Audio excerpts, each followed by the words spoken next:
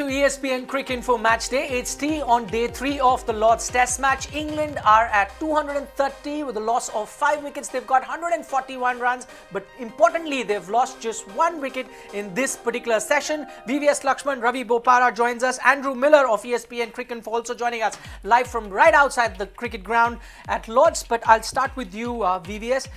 Has the match slipped out of India's hand because they are about 123 runs ahead and still have 5 wickets in? Yeah, it's definitely in favour of England at the moment. But as a player or member of that Indian team, they can't lose hope, because they've got batting lineup which I still believe can do well in the second innings, and we've seen, especially in this session, that the wicket has eased out. It's become much better for batting. There's a little uneven bounce, more on the lower side. But having said that, the demons, not demons, probably the assistance with the swing bowlers were getting yesterday was not at all visible today. So I think India should look positive. But if you're in the English dressing room, they will be very confident. The reason they will be more confident is the way Bairstow and more so Vokes is batting at the moment. Okay, there's a ray of hope, what VVS is saying. Ravi, the same question to you. Has the match almost slipped out courtesy that knock by Johnny Bairstow out of India's hands? Because they're 123 runs ahead, still 5 wickets in hand. There's only one thing saving India, and that's rain tomorrow. That's one thing. That's a definite answer. And they're in they're in a bit of trouble here, I think, because they've only got like 200 on the board, and they're already 120 ahead, and that's a big problem for India. Even though the wicket is drying and it looks better to bat on, it's still, England have got a long time to bowl them out. The other factor is it is raining tomorrow. When I say raining, it's raining quite heavy. So that's one day that could be out of the game. And Monday, then England have to bowl well to bowl India out. All right. In fact, not just tomorrow. Looking at the weather forecast, day after also showers are predicted. As Ravi was saying, there's one thing that can save India at the moment. It's the rains. But I'll go across to Andrew now. Andrew, we're talking about how this particular session is completely dominated by the English batsmen. But looking at the way there was no swing on offer for the Indian bowlers, keeping that in mind, what did you make of the Indian seamers' performance? Well, I thought the Indian seamers did pretty well, to be fair. Mohammad Shami up front was effective, but they came in with the wrong team, in my opinion. I mean, Kuldeep Yadav looked nervous, I thought. I think bowling with the red ball, the Duke's ball in particular, perhaps is something he's not used to. I thought they didn't bring in Ashwin until about the 38th over, by which stage England already had a lead of 50, which just seemed really strange given the dominance that he's had over England's batsmen so far in the series. But no, England played particularly well in this session, but still they're feeding a little bit off scraps at the top of the order. I mean, they're making 20s, 30s. I mean, I think Bairstow's the only person to go past 30 so far in the test until Wokes joined him. So there's an awful lot that England haven't done right. But to follow on what Ravi was saying about the weather, I mean, as you can see, I'm wearing a jumper today. It's not very warm, but this is as good as the batting is going to get in this match. Tomorrow it will rain, and as we saw yesterday with the way that the drainage works at Lord's, if there is any break in the clouds, India will be back out there. And so if India have to face 30 overs, much as they did yesterday, under brooding skies with difficult seeming swinging conditions, this sort of lead could already be enough. So yes, England have got to bowl well, but you'd assume they will, given what the weather's going to do. Okay, Andrew mentions there, VVS, about India's selection. We've spoken at length about that, but I'm just going to talk to you about Kuldeep Yadav. If you were going to pick him as the differentiator, as he was being quoted, you've given him just 2 overs in this session. And I think it's just because the way Ishant Sharma and Shami were bowling, and there was not much of spin at offer, and what Virat saw him before lunch break, I think they didn't really encourage Virat to give. And as the lead was increasing, it was very important to give the bowlers were creating an impression, more overs, and that's where I somehow feel, and I totally agree, I was really surprised why Ashwin got in so late, because from one end what you had to do was control the flow of runs, because there are 21 boundaries in this session, and the run rate was close to 4.5 to 4.65. Yes. So if you're not getting wickets, the formula to put pressure or build pressure on the opposition batting unit is by bowling dot balls, by bowling maidens, not give easy runs away, but they gave a lot of boundary balls. So I was a little surprised that Ashwin was bought late, but not really surprised that Kuldeep was just given 2 overs. The reason is you judge a bowler by the rhythm he's in that particular moment, not what he has done in the past. Okay, Ravi, your thoughts on that? VVS says not really surprised with Kuldeep getting 2 overs, but really surprised that Ashwin came on so late. Absolutely. I mean, to bring Ashwin in that late, I think surprised all of us. I think in Virat's mind, he's a little bit thinking like the pitch is playing like yesterday. It's not playing like yesterday. The weather conditions are completely different. And that is the biggest factor at Lord's yesterday, especially with the gloomy conditions, the floodlights on. That's what made it so difficult. But it's a completely different day. It's a little bit sunny today. It might be cold, but I think Virat's got in his mind that the seamers are the most dangerous. But I think Ashwin coming in that late has hurt India a little bit. I think he could have controlled the run rate as well when just as England were pushing ahead. So from one end they got to keep it tight, and maybe they can attack from the other end.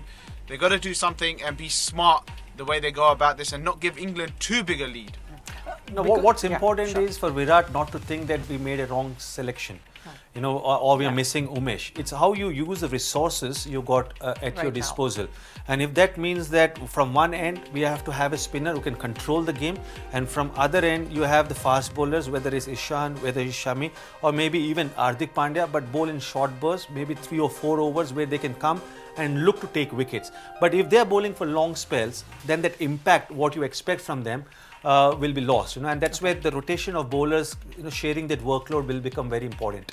Does he also need to look at Ashwin differently? Because when you look at new ball options, you always look at fast bowlers, but look at Ashwin also as a new ball option, because he does well with that. Oh, no doubt, you know, and Ashwin is one experienced bowler who does well with the new ball, right from T20 format to any format, you know, and he showed that in the last test match. Probably that was the best performance of Ashwin in overseas conditions, you know, and that's why I really surprised, you know, because what was important was how you use Ishan Sharma and Shami, and how you don't over bowl them. And that's why the role of Ashwin is not only to take that wicket, but also to check the run flow, you know, and just stack up maidens after maidens from one end. Okay, Andrew, I'll come to you because we're talking about Ashwin, and VVS says he should have come in a little earlier.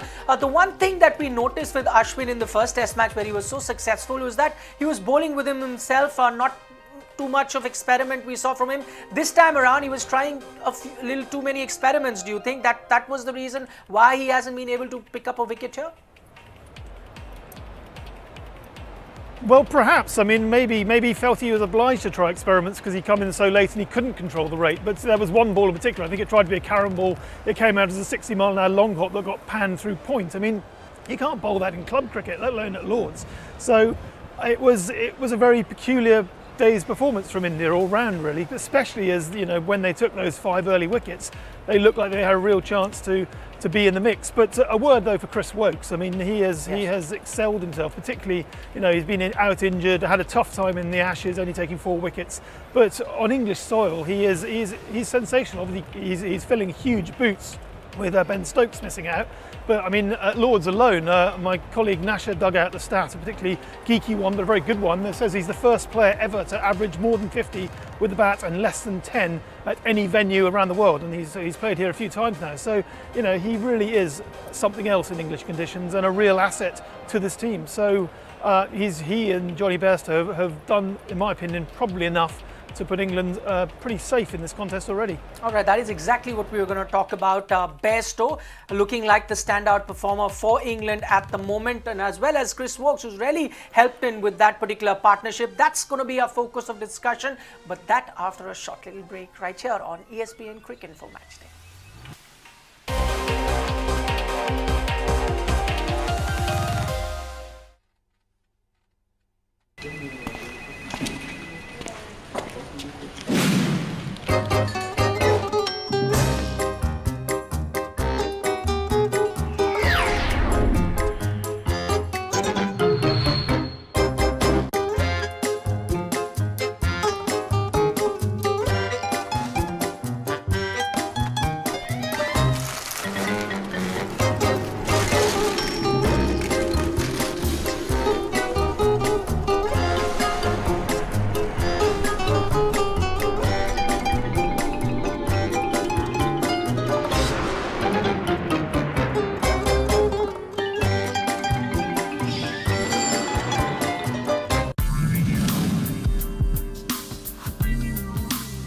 Catch the best of the England-India series on ESPN Cricinfo.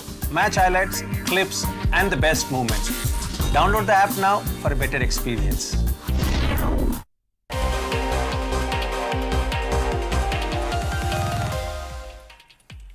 You're watching ESPN Cricinfo Matchday. It's tea on day 3 at Lord's. VVS Lakshman, Ravi Bopara and Andrew Miller still with us. VVS, I'll talk to you now about the star for England, Jonny Bairstow. Looking like the best batsman there is? Yeah, and in both the matches. You know, even in Birmingham, while Root got the 80 runs, in the first innings, Bairstow got 70 in no time. You know, he was, I think, striking at close to 70, 75, which is extraordinary in Test match cricket. And what I really like about Bairstow, I think, is carrying his one-day form into Test match cricket. The intent with which he's batting in ODIs as an opener, I think that mindset is getting in as a middle-order batsman, and precision in his footwork, and that comes with positive thoughts. You know, and when wickets fell, because we have to also understand that when he was out there, England was under a spot of bother. You know, it was under pressure, 5 wickets lost.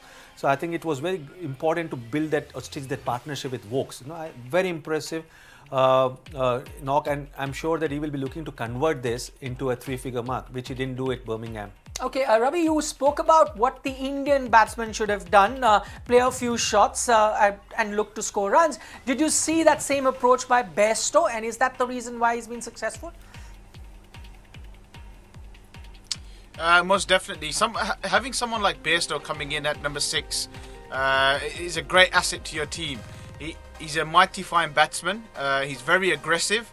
He looks to score, and I think it's very important to look to score in England because there will always be good balls flying around in England, and eventually your name will be on one of them. And what's very important is that you score runs in between those good balls, and that's what he's done very well. He runs well, he strikes the ball very well, and he really puts pressure back on the bowler. That's very, very important, I think, especially in these conditions. Put the pressure on the bowler, make him have to think, make him feel like he's not allowed to miss his length and line, which makes it very difficult for the bowler. We know what happens then. The bowlers actually miss their line and length when they're under pressure. Okay, another question to you, Ravi, since we're talking about Bairstow. We saw at the start of his inning, got a few inside edges and survived that. You know, he weathered that storm, and then, I mean, just goes on to show what patience can really do for you when you're batting on a track like that. Yeah, I mean, you're gonna need some luck.